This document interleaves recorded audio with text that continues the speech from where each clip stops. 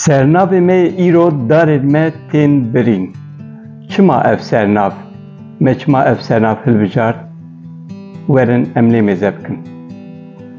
Di sala 1972 de li Stockholm'a Swêdê netewên Yekbûyî konferansa hawirê çêdike. Ji wê salê ve balê dikişine ser hawirê. Biryarê distîne ku her pêncê pûşberê bi gotineke din pêncê hezîranê çalakiyan çêbikin, balê bikişînin ser pirsgirêkên hawirê, pirsgirêkên derdorê, erd, av, hewa û her wekî din. Ji 1972 ve her sal ev wisa ye. Li gorî îstatîstîkan li dor 105 welatên dinyayê vê rojê pîroz dikin. Her sal li welatekê dicivin. Îsal Erebistana Suudî mazûvaniya ji bo civîna pêncê pûşberê kiriye. Duruşma îsal erdên me ye. Bi vê yekê balê dikişînin ser erazî, ser çolbûnê, ser hişkbûnê, ser avê û her wekî din. Her ku diçe dinya xira dibe loma balê dikişînin ser hawirê û loma îro mihîm e. Li gor daneyan niha sedî çilê axa dinyayê xirabûye û ji ber vê xirabûnê yani ji ber vê çolbûnê 3.2 milyar mirov dikevin bandora vê yekê.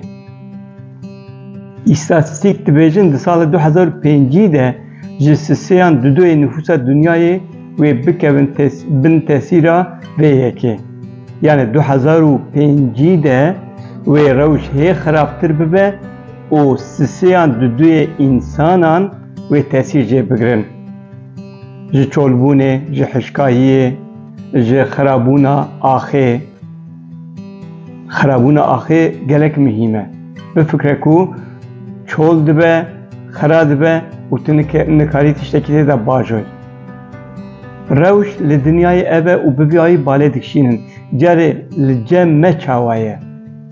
Li cem me di nav Kurdên ku hinekî pêşketine de di nav hin saziyên Kurdan de qîmeta hawirê heye. Em vê yekê dibînin. Hay jê hene.